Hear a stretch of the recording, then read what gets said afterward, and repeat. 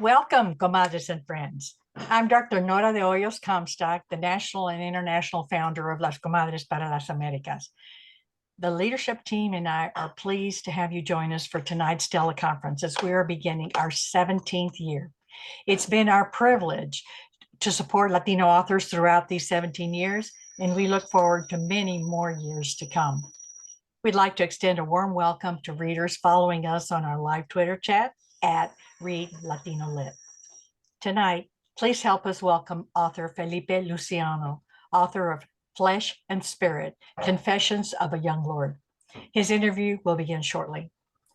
Melissa Rivero, her interview for her new book, Flores and Miss Paula, will be taped and released at a later date. But before we get started, just a few housekeeping notes. Keep yourselves on mute because we're taping. You can keep your videos on, but remember that others who have left their cameras on may be able to see you. So just keep that in mind. We suggest you put yourself on speaker mode, but gallery works just as well. And if you have any questions or comments, please put them in the chat and we will try to get to them. But first, let's start with our book club's history. Comadre Tess?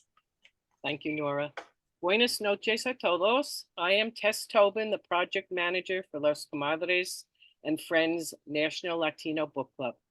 Our first book club gathering was in 2004 in New York in Comadre Maria Ferrer's apartment. After a brief hiatus, Nora Comstock re-envisioned and relaunched the book club nationwide to promote the work of Latino authors to every book club lover, to bring our community to bookstores, and to support our Latino writers. We started our teleconferences in October of 2007. This year, we are celebrating our 17th year, and we are delighted to be sharing work by Latino authors with all of you. We created the teleconferences and book club to entice everyone to read more Latino authors and to learn about Latino roots and the different perspectives on Latino culture and heritage. Our book club and Zoom teleconferences are open to all, not just Latinos. We are creating a space for everyone to explore their Latino writer's mind and soul as portrayed through the written words. We encourage you to join our local book clubs in your city or time zone. We have clubs in 12 cities that are meeting virtually and now in person. There is sure to be one that can fit your schedule. If your city doesn't have one, why not help us start one? For more information about our book club, visit our website at latinolit.com. So please invite others to join us. Comadre Karen, take it away.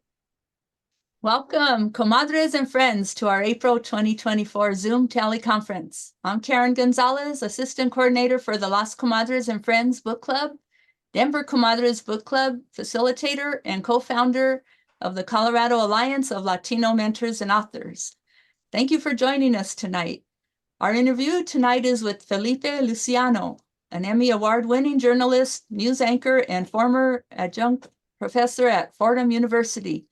He is the co-founder and chairman of the Young Lords Party, a member of the original Last Poets, an advocate for interethnic communication, and the host of Latin Roots, a Latino music program in New York City.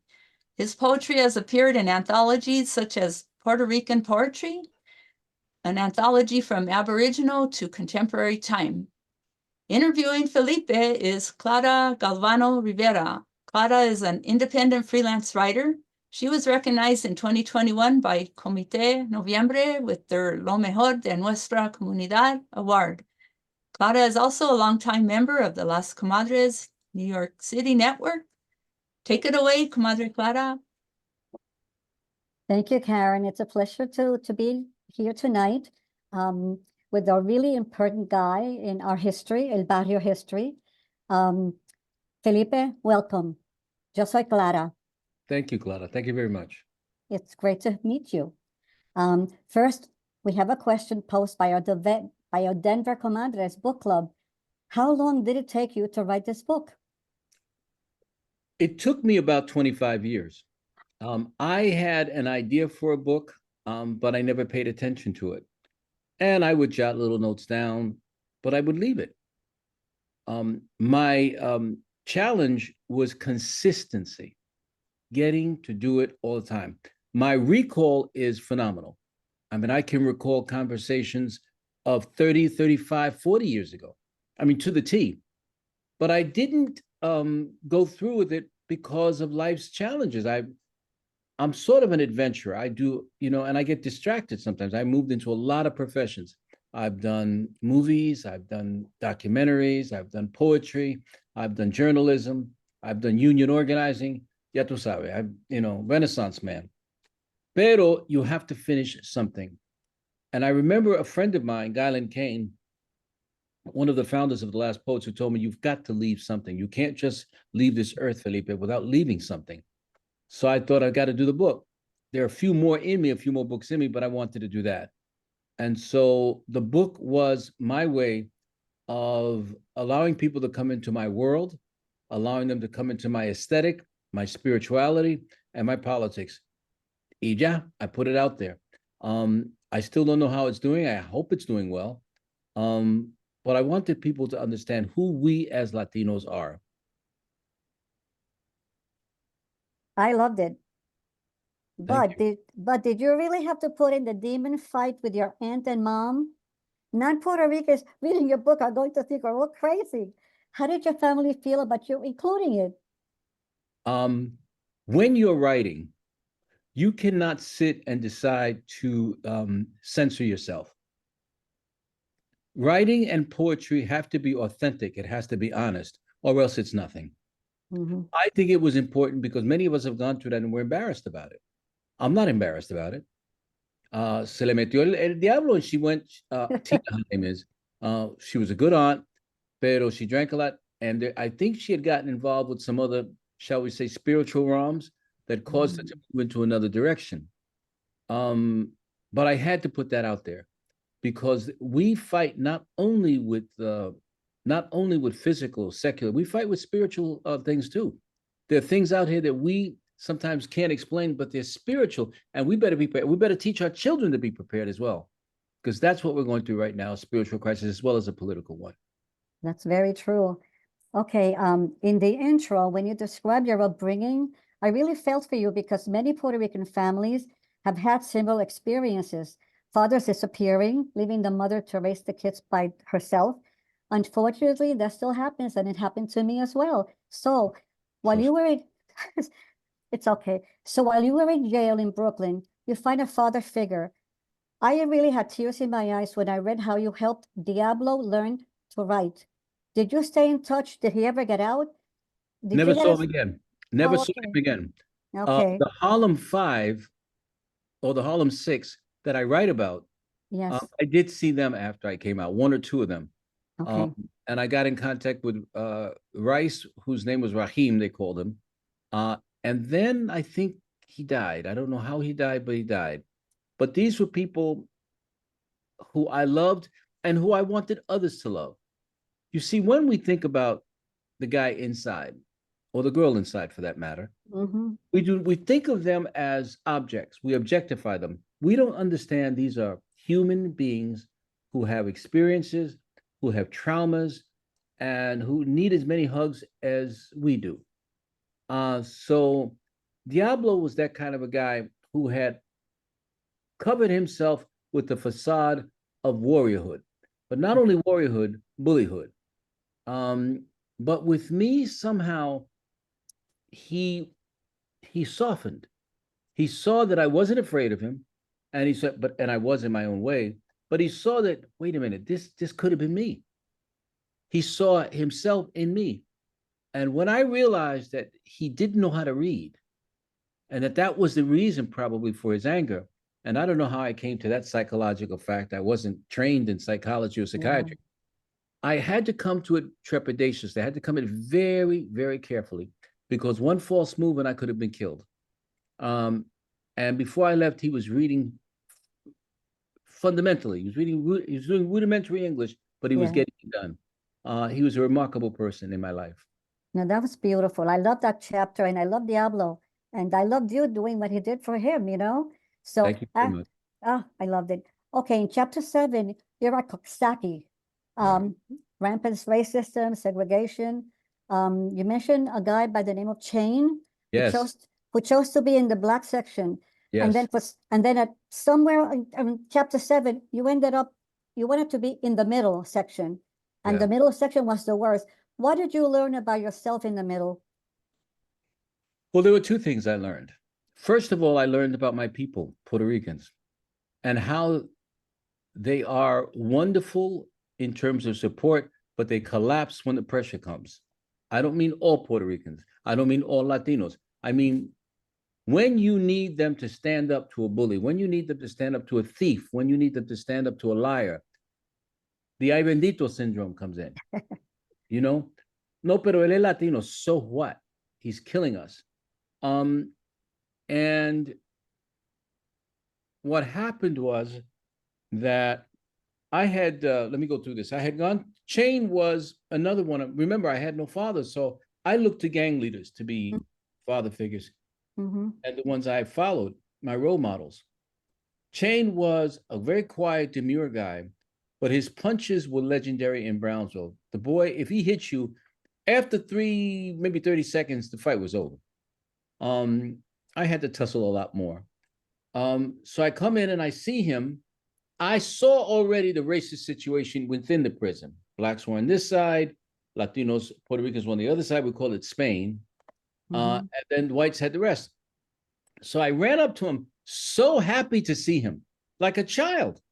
And I ran up to him and I said, Chain. And when he gave me his forearm and said, hey, you know, if you were new here, I'd have to jack you up. But things are different here. I can't explain to you, Clara, how crestfallen I was. It broke my heart. See, my brother, and when I say my brother, let me explain to the people, Puerto Ricans and Blacks have such an intimate relationship here. We marry each other's sons and daughters. We have children with each other.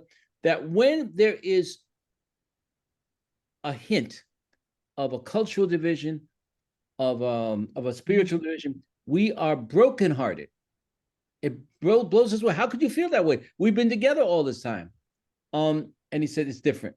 And he told me, you are here, you're Spanish, whatever that meant to him. So you can't be with us. So I'm going to let you slide. I'm not going to jack you up. The fact that he even brought up that he was going to hurt me because I had violated some ridiculous rule broke my heart.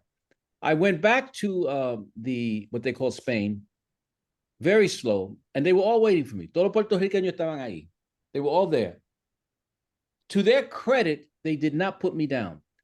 They said, this was your first time, you know, we're going to let you slide on this one. The middle was, and what happened is as I was spending more and more months and years with them, I saw that the guy who was leading them, a guy named Chino, who was a Black Puerto Rican, Palo Indio, we call it Afro-Indio, who was a very, very, very self-hatred. It just ruled him. You could feel that it wasn't that he was, he just did not like himself and had been taught that he was ugly. How many Latinos do we know like that? How many Latinos do we know they hate their bodies? Women who hate their breasts, their hips, their weight. They hate their color. They hate their hair. Well, I've seen guys like that, and it's nasty. This Chino was like that. And because I spoke English well, and because I like to get along with people, he was losing his influence as a leader. And so he would push me by saying things about Black people that were, for me, revolting, unconscionable. And he would always do that. And when they would pass, he would make monkey sounds and he would spit on the floor. It was unbelievable. I'm surprised that Black people didn't stick him from the time he came in. But in order to keep the peace, they did.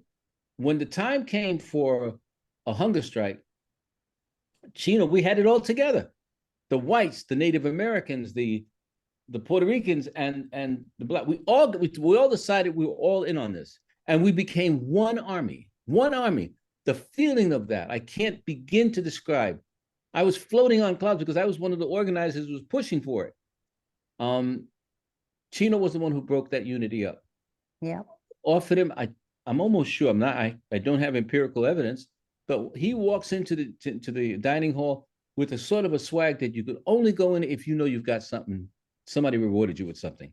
I don't know if they rewarded him with more food at night. I don't know what it was, but they rewarded him. And when he came in, he was speaking loudly, brazenly, boldly, and vulgarly. And why are we doing this, man? I mean, we don't want, come on, man, we need to eat. And he ran the game. And the officers, knowing that they had him on their side, began to try to force us to eat. We did not eat. There was a hunger strike because, let me give you the reason. One of our guys, an African American, had been beaten so badly by the officers that we, in protest, decided not to eat that day. Now, Was that Itchy? pardon me, Itchy, yeah. Okay. Itchy. For many of you, you may say, well, so you miss a meal a day. You have no idea what a meal means to an inmate. One, that it's all you look forward to, that and mail, you see? So, and a phone call.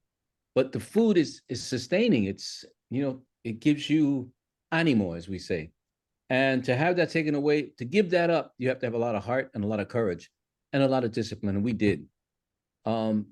Chino, going back to him, broke the strike. And he went right to the table and he said, give me, and they were offering us pork. Now, I don't know how many of you know this, but people of color love pork. We love it. We love pork. The Germans do too, by the way. But we love it. And when I smell la chuleta con cebolla, the pork chops with onions, red onions, when I smelled it, I swooned. And I said, there's got to be something behind this, because they would only give it to us on special holidays. But that's the way they broke the strike. I was so inconsolate. I was so disgusted with myself that once I ate it, because I did eat it, I was waiting for a chance to leave the organization called Spain. And at that point, Chino began to challenge some of the black guys. And somebody told him, hey, man, you can start a race riot in here. We don't need that. And he said, so what? And he didn't restrain himself at all, Clara. And he said, so he comes to me after he'd gone to all of his, we had about 30 or 40 guys in Spain.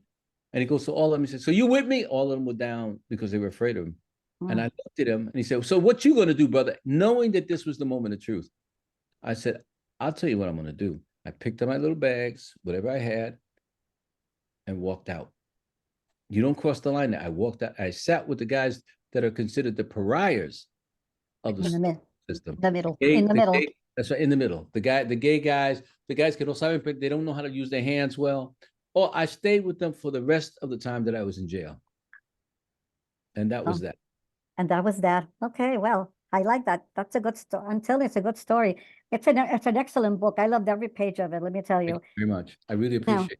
Now, Mr. Francis, the music teacher, you chose to go home when he offered to, one more year, and he snapped, sent you to the rock pile. After 90 days, you were free. Now, when leaving the jail, the guard said, you'll be back, but you never did. What's this, an aha moment for you?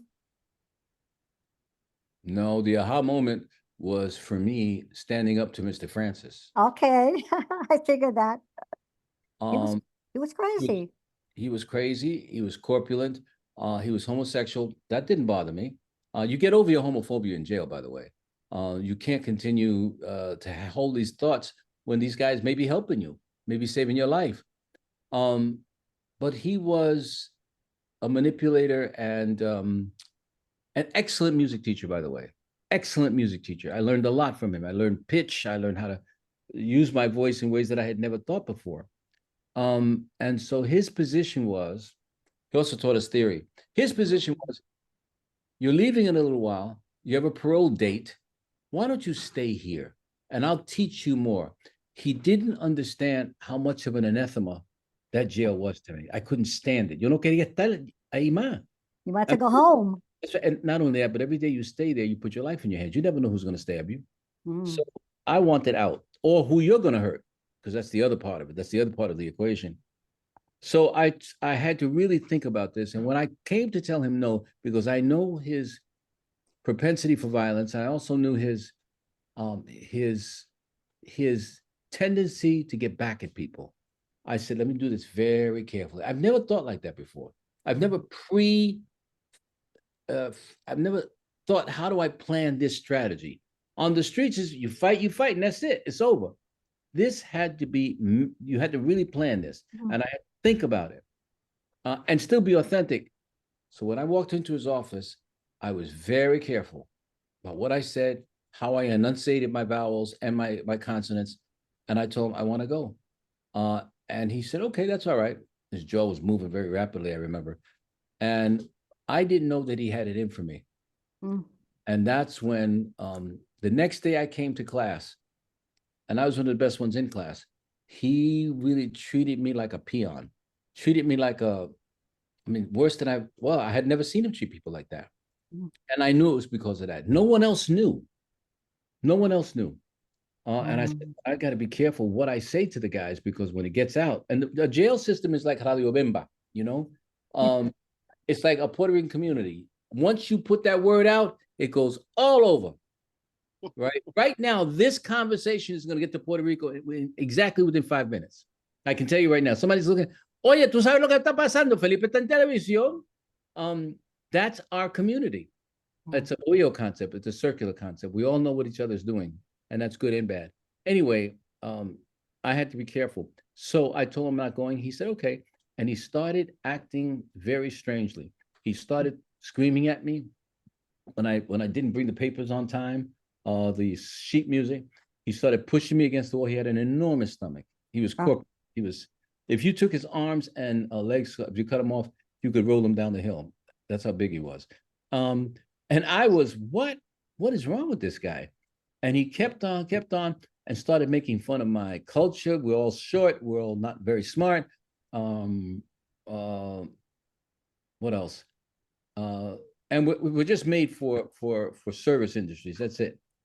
And I retorted to him that I don't know why he's talking about us, since we had misfits in our own educational system.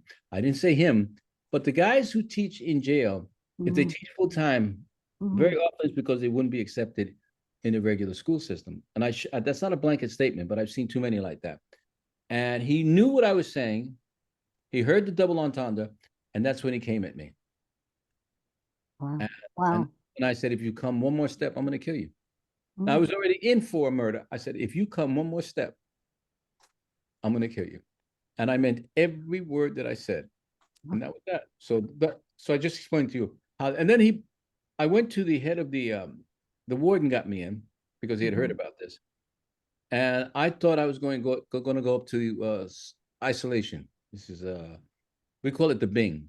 I thought you do 3 months there, sometimes on tea and bread, and that's it, and no mattress. And then after maybe a month and a half, you get the mattress.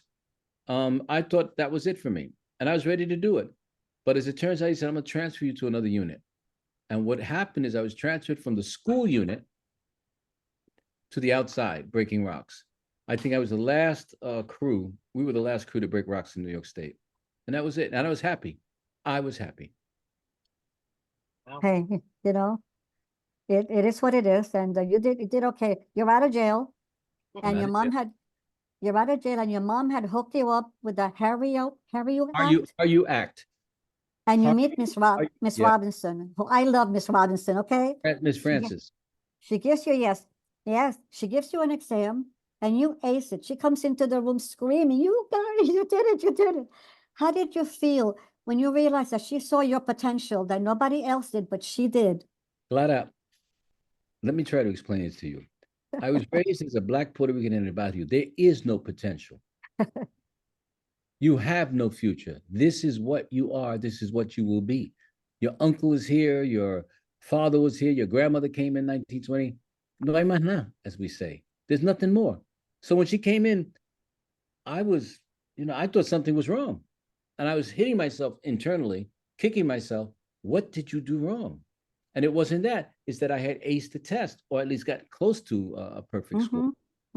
And she said, you don't belong here. You need to go to college. Now, Clara, I really, and ladies, I didn't know that I was smart.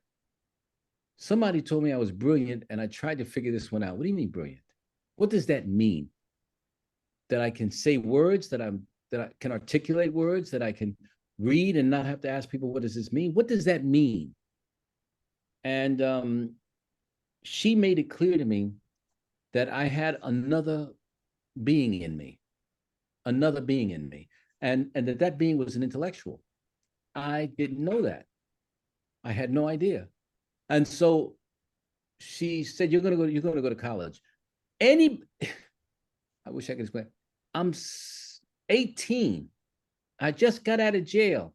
What are you talking about college? For me, college was Archie and Veronica. You know what I mean?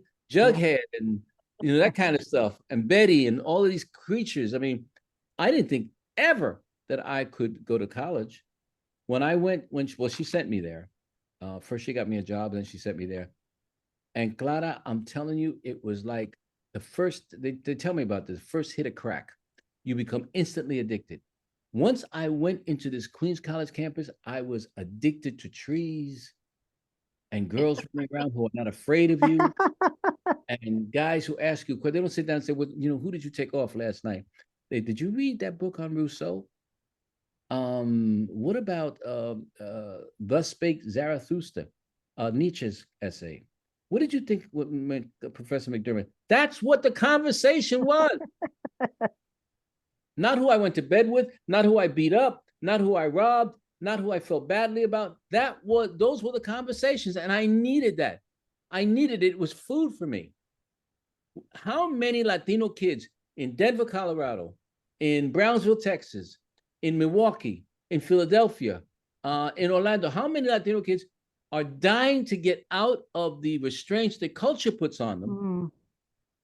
Because we do this to our kids, and wants to think about Paris, and wants to think about how he can become an intern at the Louvre, or how he can write movies, how he can make movies. That is where we need to push our children. But I didn't have that vision. And when she told me that, so now I'm in school, and I am in love with the culture. Clara, you had to see me. They thought I was Jewish porque yo me crié. I grew up Pentecostal. Now, for those of you who don't know Puerto Rican Pentecostal, it is crazy. Hasidic. It is the strictest. It's dysfunctional. Yes. First of all, they believe spare the rod, spoil the child. So you get beaten for anything. And if it's sexual, you get beaten even more. But I feel sorry for the ladies because they really got it. I was raised knowing all of the books of the Bible, 66 of them, and most of them are Old Testament. I knew it. So when they would ask me about Jonas, or when they asked me about Saul, when they asked me about David, or my favorite guy was David. When they asked me about these things, they would be amazed. They would sit around and say, how do you know Torah? How do you know it? So I just know it. I didn't tell them I didn't. They thought I converted, and I didn't want to break their bubble. If they pressed me, I would say, no, I'm not Jewish. Because, there are people we call the Falasha. They are African Jews. So they thought I was from Ethiopia. And no, I didn't want to say that. I didn't want to lie. I'm Puerto Rican. I'm from East Harlem. And of course, because I knew the Bible, they thought I knew Torah. And Torah and the Old Testament are very much the same. How can I say this? I thought that I didn't want to break their bubble. I didn't want to tear their bubble or burst their bubble. So I ended up just hanging out with them. And I was so immersed in the culture because I knew it already. I already knew it, that they loved me and they took me in. God, how much fun did I have? You know what it is coming from a house in Harlem that has one threadbare couch and a little kitchenette, and it's a one bedroom, very, very, very tight for 4 people. Come on. So I would go into these homes that were like palaces to me. I loved it. I'd help them with their homework, and they'd help me with math because I was horrible in math. Jewish culture and I have always gotten along. It's difficult now because of the situation. But I love the people, not the politics, not the leadership.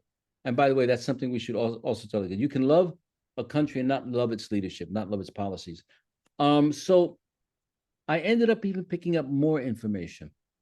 I became a student. Sol Resnick. So what? Sol Resnick. Saul. I became a scholar, is the only way you can say it. And I would go through all of the pages. Saul Resnick was my political science professor, and he was so incredible. He was a socialist. I found out later. And he would say, think, question everything. Why is it that you accept things? And in our cultures, in Latino cultures, we accept it because it's been told to us by our parents. I never know that you question things. I question the essence of things. Question God. Question the devil. Is there a devil? Question your mother. Question your father. These are things we don't do, especially the women in our culture. But you don't question it. You fight for it. You get beaten by it, but you don't question it because that's destroying the culture. Mm-hmm. I realized that a lot of our people wanted me to stay in El Barrio and die with them. I didn't want to do that. That's what we do. No, tú tienes que quedarte aquí. My mother told me a long time ago, when we were in California, she had escaped. She wanted to go to LA I write about this, to build a new life for us. But I think she was running away from my father. Mm-hmm. And she said, and I said, well, Mommy, when we were supposed to come back, I said, Mommy, I don't want to come back. I love LA. LA in those days had gang fights, but the sun, Clara, the sun, the palm trees, the fact that I was hanging out with Japanese and Mexicans. I met another kind of Latino. I had never seen Mexicans before. I loved it. There were parks that took acres and acres. I was in love. And she said, you got to come back. I said, Mommy, I don't want to come back. I'm afraid that if I come back, I'm going to get busted again. She said, I don't know about all this. She didn't answer that question, but she said, I need you to help me raise these kids. Now, it's difficult to say this, but that's not my duty. It's not my job. Parents should not do that to children. And I realized that I was taking on a man's role. And I had to protect my family. So I cannot raise these kids, she told me, without you. I can't. Oh, Glada. So I had to go back to New York. Of course, within a little while, I was arrested again. But Queens College was for me an oasis of education, of music. I used to go into the library, listen to Miles Davis, who I loved, for days. And, I just go in and study. I was afraid of math. I met Ellen Beinman, who taught me the beauty of mathematics. She's now passed. Resnick has now passed. Joan Meinhardt, who became my lover, also passed. All of these people were just great, great folks. Just being in an environment where all you have to do is think abstractly is a wonderful thing. You know what I mean? I don't have to prove myself through fighting. I don't have to prove myself through. I can just think. Think. Think. It's just a beautiful thing. I'm sorry, it took too long. It's okay. This is an interview, okay? You can speak whatever you feel like. But I want to talk about El Barrio. Sure. El Barrio in those days, well, the days, filled with rats, garbage that never gets picked up, disrespect from cops all over the place.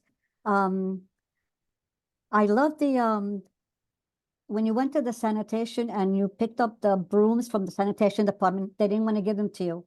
Right. Did you think you were going to pull that off, honestly? Clara, revolutionary moments are not always premeditated. You impulsively do something because you're angry and because you've had it. And that's exactly what happened. Okay. I went there. We simply wanted to get some bags. We were cleaning up the streets.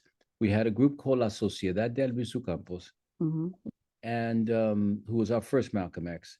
And we were simply trying to fix the streets. El Barrio was known as a garbage dump. So that place was on 99th Street. I today live exactly 2 blocks from it. And I pass a little time just to remember. And it was a short Italian guy. Now, remember, we grew up with Italians. One of the things I love about El Barrio, love about East Harlem, is that we grew up with Blacks, Italians, and Jews. And so you got to know each culture intimately. I was with a guy the other day. I was swimming in a Parks and Rec. This is a parenthetical phrase. but I was sitting with him. And once I heard his accent, once I saw him, I was home. I can't explain this to you. With Italians, with Sicilians, I'm home. With Jews, I'm home. With Black folk, I'm home. I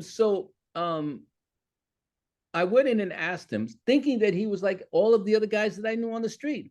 Hey man, can we borrow this? But you first have to ask. With Italian men, you don't just assume things, you ask, and you're very formal about it. Mr. Rossetti, may I? Then you do it. So I said, sir, may I go in and get some, or can you give me some garbage bags that are more durable than these little things we buy in the supermarket? And our brooms are shredding because they're not strong enough for the kind of garbage that we have. And he turned to me and with the most scurrilous scowl said, do me a favor, kid, get out of here. Now, I had just come out of jail. I had seen guys like this that we beaten up. And here this guy's telling me to get out of here. I was not so much mad that he was being racist. I was mad that he was insulting me. Get out of here. I said, sir, all we want, now I have 10 guys around me waiting to see how I would react to this. And he said, what did I tell you? What did I tell you? I said, look, I just want brooms, man. Brooms with the bristles, and I want some durable, heavy, thick plastic. He says, and he comes up to my face, Clara, you must never do this to any person of color. He put his finger in my face. The Black woman in this group will tell you, once you put your finger in someone's face, you have asked for it. He said, what I say, no is no. I pushed him so hard. Now I know that in martial arts, there is a push. It's a double hand push. I didn't know that I had that in me, but I pushed, he almost fell. And I said, now I'm taking the broom. And I went and took all of the brooms we could, and we walked out along with the paper bags. Well, it got to 110th Street. You know what Radio Bimba is like. The kids ran, oh, they took some broom, they got it. The guy didn't want to go. You know how the legend grows. And we took him. And I said, as I'm leaving over my shoulder, and we'll bring him back, which we did. And so we were able to sweep the streets. Hey, I understand that one of the members of La Sociedad de Albizu Campos had heard about the Chicago Young Lords, and a bunch of guys went over there, and then when they came back, you guys decided to start your own group. This is where I began to understand Latinos, what the federal government calls Hispanics. Some people say it's Hispanic, but we are a remarkable people. Let me preface this by saying, the more I study Latino culture in this country, the more I realize that we have so much power if we join hands. We have the coastal East Coast elites, the Afro-Caribbeans. We also have the white Caribbeans. We can't forget them. We have that's Philadelphia, Philadelphia, New York, Orlando. That's on the East Coast, okay? Then there's the Plains Puerto Ricans, the Plains, like the Indians, Plains. They're in Milwaukee, they're in Chicago, they're in St. Louis, they are in the South, but they're there, and they have a whole different, their spirit is much more entrepreneurial than ours is. And their strength is their relationship with the Mexican Americans. Our strength is our relationship with Black folk. That's our strength here on the East Coast. And then they're the West Coast Latinos. And there's another culture there. We're all together, but there's another culture. They are much more, they're close to Chicanos. They're close to the Asians.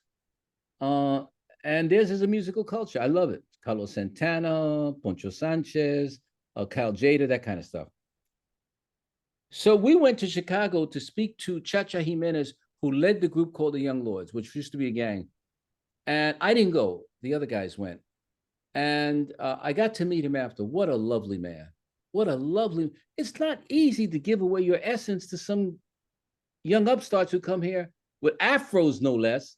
And he was truly Puerto Rican. He didn't care about Black. In other words, kinky hair is no big thing. We got it in our families. You know what I mean? We got kinky hair in our family. Why am I gonna? And she's touching her hair. So he said, of course I'll give you a charter. And we went back, and that was the beginning of the Young Lords organization nationwide. And then all hell broke loose because you took over a church. You became the chairman. They had elections and you became, under Young Lords, started to recruit members. Let me ask you, is it true that you accepted 14-year-olds? Did I what? That Yes. you really? That young? Wow. Well, Ma, because let me tell you something, Clara. On the streets, 14-year-olds sell drugs. 14-year-olds carry guns. We knew that early. yeah. The reason this one 14-year-old I took in, there were many. There was Pi, David, his name is Pi, Jose Diaz, and then there was Ramon Morales. I took them in because I knew the way I felt at 14. They were little men. They were ready. Yeah.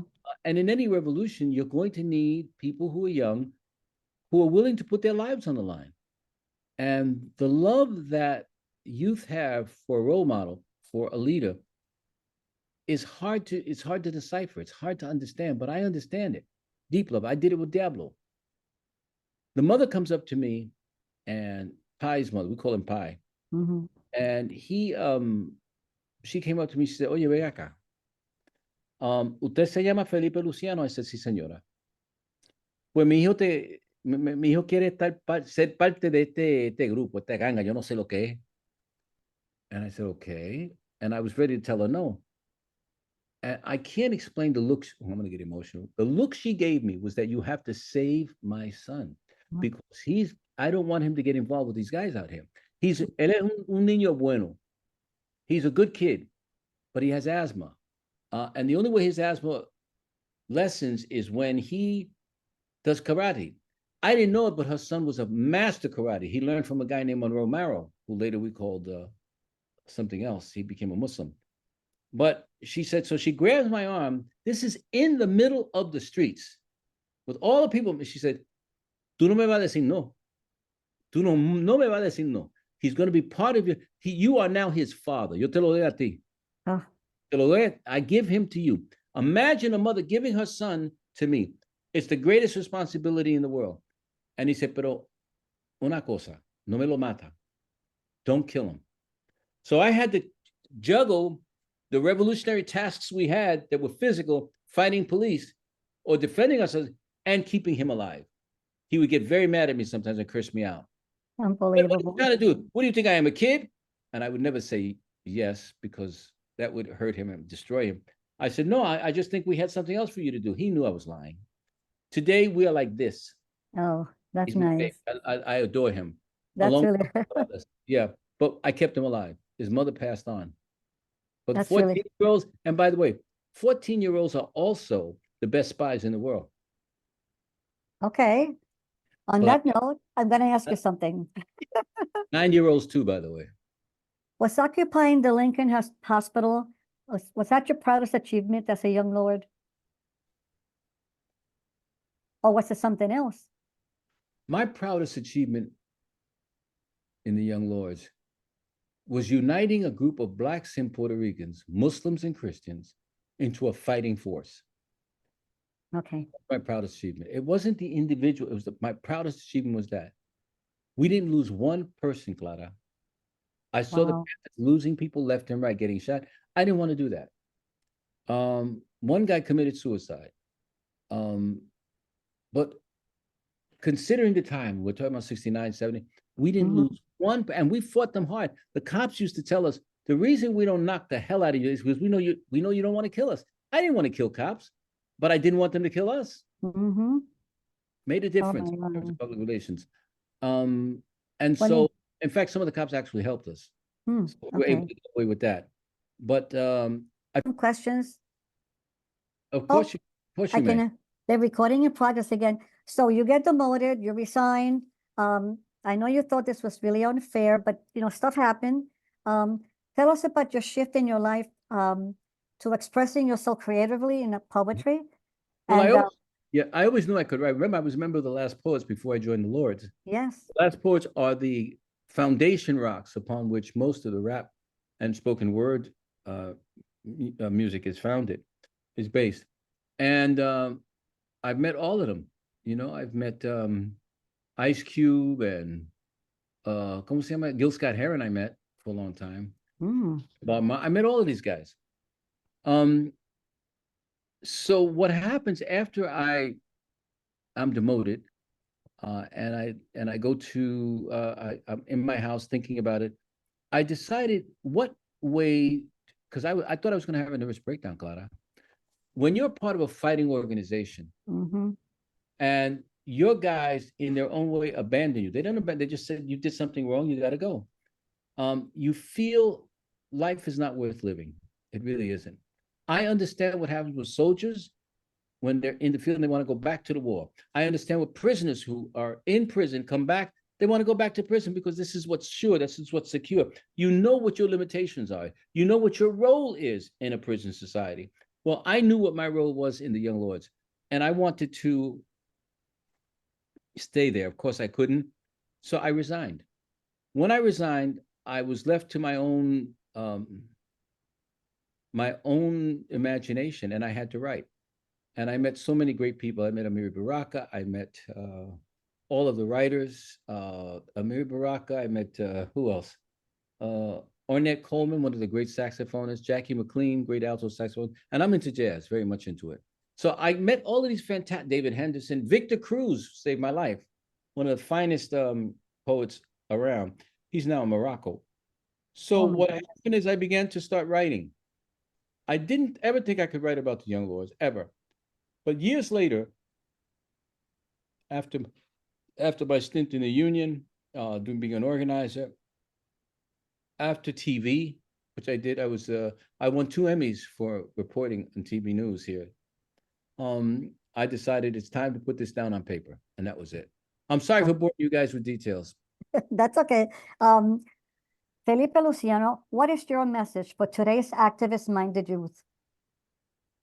Find your passion and follow it. Simple as that. Find your passion and follow it. Never allow someone to define your passion for you. It may be different from everybody else's. And by the way, we have a lot of Latino kids who are not the traditional Latino kids. We got to get over this stuff. Suppose a Puerto Rican wants to become a rabbi. How dare you tell him he can't? He should be a rabbi. You know, we have kids who are fashion designers. Yeah. I have a dear friend of mine whose daughter is a fashion designer. That's what she wants to do. She's going to FIT now, God bless her. There are others who want to be boxers. Why not? I'd rather have him boxing out in the street trying to get killed. There are others who want to be bankers. There's so much stuff that we have. We have talent beyond description. Find your passion. Find your passion and follow it. Felipe, it has been a pleasure to meet you over the, and thank you for all the information that you've given us. Nora, are you available to speak? Yes, Clara, I am. Wow. What an interview. What an amazing story you have. Thank you. I'm just, it felt so authentic, and it felt genuine, and it was just a fireside chat. It was amazing. Our thanks to you and to your publisher. Thank you. Empire. Well, thank God for them. I hope the book does well. I hope you guys are able to sell more. I have another book in me.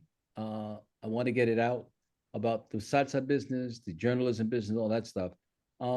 So there's much more. And then I want to, God willing, get a book of poetry out, all of the poetry. Well, okay. You of all people know it's possible.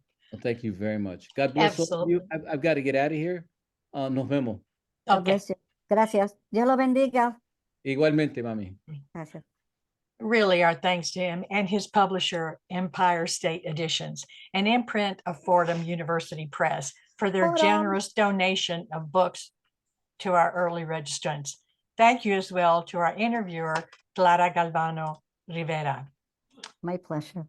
We thank our audience for taking the time to join us tonight, and to those who submitted questions, and would like to thank all our volunteers without whom this book club and all the associated work that it takes to make this happen would not. Mil gracias. Please remember to support our authors by writing a review of their books on sites like Amazon, Goodreads, Barnes & Noble, etc. And if you don't know how to write a review, you don't know what to say, we've got examples on our latinolit.com website. Go on there and find an example and just write. That's only if you don't feel like you can do it. But if you feel like you can do it, go for it. Those reviews carry weight with the publishers as well as other readers. Buy books to support our authors, and if your library doesn't have one, ask them to order it. Please attend your virtual local book club meetings and bring a friend or two. And remember that our book club is open to men and women, Latinos and non-Latinos. All are welcome. Our May 24 books are Anita de Monte Laughs Last by Xochitl Gonzalez and Vanishing Maps by Cristina Garcia. Again, thank you all for your continued support of our book club and Latino literature. And please join us in celebrating Las Comadres and Friends National Latino Book Club throughout the year by buying books and supporting Latino authors. Good night. And as always, read Latino literature.